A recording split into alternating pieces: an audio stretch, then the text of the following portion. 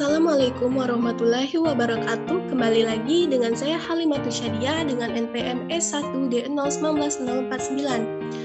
Kali ini saya akan mempresentasikan model dengan variabel beda kala atau legate variable dan spesifikasi model.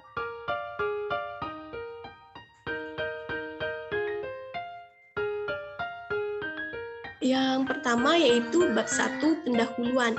A. Latar belakang. Menurut Pusat Data dan Sistem Informasi Pertanian 2010 hingga 2014, Indonesia mampu memproduksi kakao dengan rata-rata produksi sebesar 0,75 juta ton. Hal tersebut menjadikan Indonesia sebagai produsen kakao terbesar ketiga setelah Pantai Gading dengan rata-rata produksi sebesar 31,92 juta ton dan Ghana sebesar 0,78 juta ton. Serta negara lain setelah Indonesia yaitu Nigeria, Kamerun, dan Brasil dengan rata-rata produksi sebesar 0,35 juta ton, 263,58 juta ton, dan 0,25 juta ton. Dalam 5 tahun terakhir, kinerja ekspor kakao mengalami fluktuasi. Kenaikan ekspor kakao Indonesia berkisar pada 6,48% hingga 7,53% pada tiap tahunnya. Dan untuk penurunan ekspor kakao Indonesia mencapai 19,4%. Tahun 2013, volume ekspor kakao Indonesia secara keseluruhan mencapai 404,090 ton dengan jumlah total nilai sebesar 13 miliar US dollar. Pada tahun 2017, ekspor kakao Indonesia menurun menjadi 354.880 ton dengan nilai ekspor sebesar 1,12 US dollar. Selanjutnya,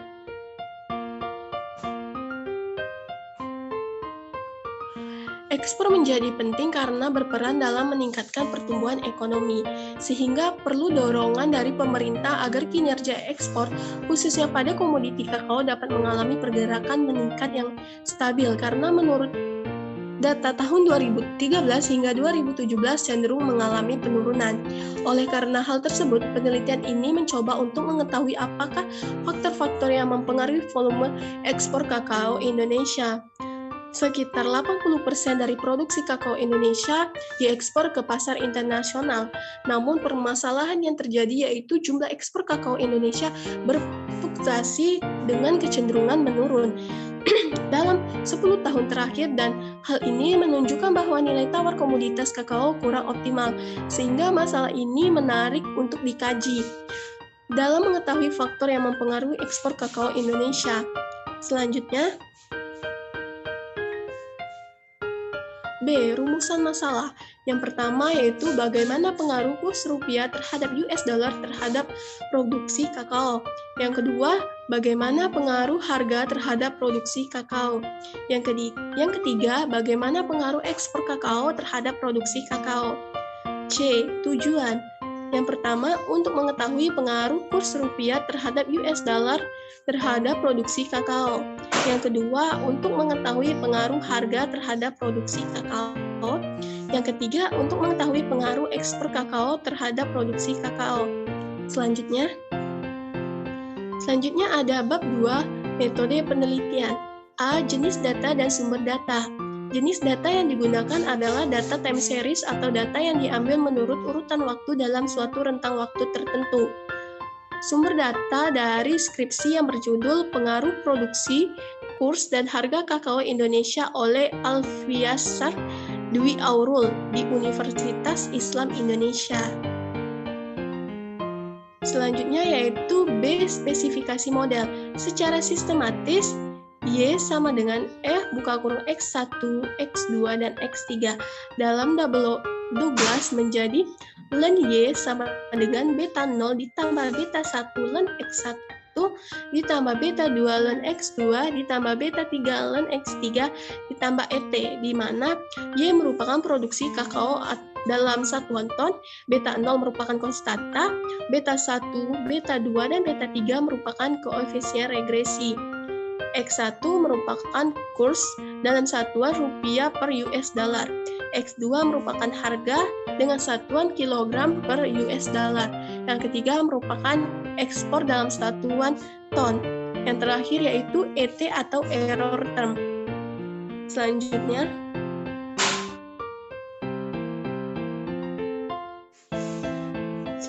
yaitu ada bab 3 pembahasan. Yang pertama yaitu R-square.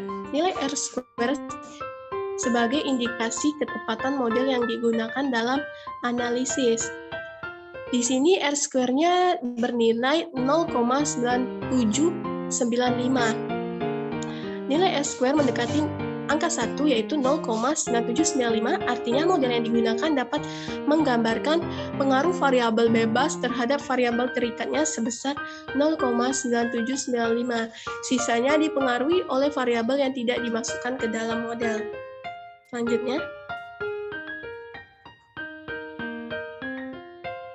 Selanjutnya yaitu menguji heteroskedastisitas. Heteroskedastisitas adalah sebaran varian dari kesalahan pengganggu adalah sama, di mana jika p-value kurang dari alfa 0,05 maka tolak H0 terima H1, artinya berpengaruh. Yang kedua, jika p-value besar dari alfa 0,05 maka terima H0 tolak H1, artinya tidak berpengaruh. Jadi hasil analisis ini menunjukkan bahwa p-value besar dari alfa artinya data tersebut tidak terjadi masalah heteroskedastisitas, di mana p-value yaitu 0,11767 yang besar dari 0,05.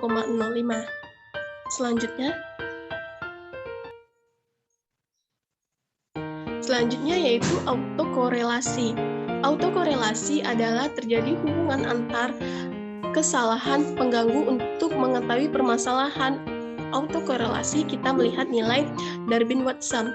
Jika nilai Darwin-Watson kurang dari 2, maka tidak terjadi autokorelasi. Hasil analisisnya, pada data yang dianalisis tidak terjadi permasalahan autokorelasi karena nilai Darwin-Watson-nya adalah 1,2973 kurang dari 2.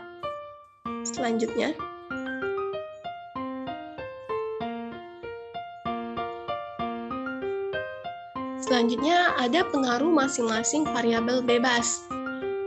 Sama seperti sebelumnya, jika p-value kurang dari alfa 0,05 maka tolak H0 dan terima H1 yang artinya berpengaruh. Jika p-value besar dari alfa 0,05 maka terima H0 tolak H1 artinya tidak berpengaruh.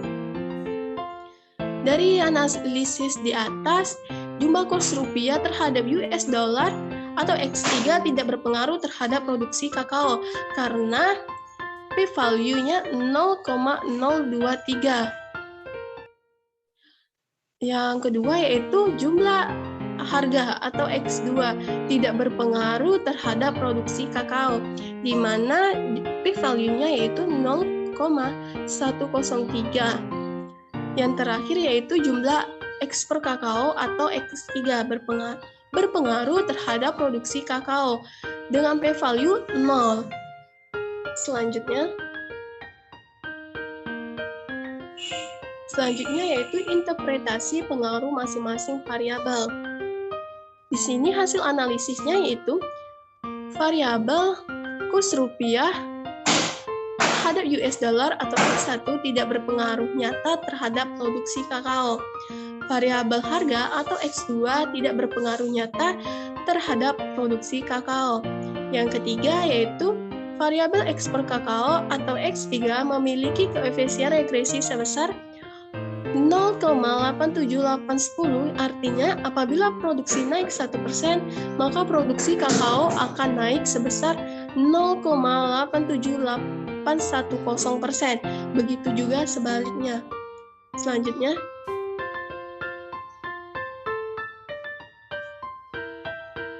Terima kasih. Itu saja hasil presentasi yang dapat saya sampaikan.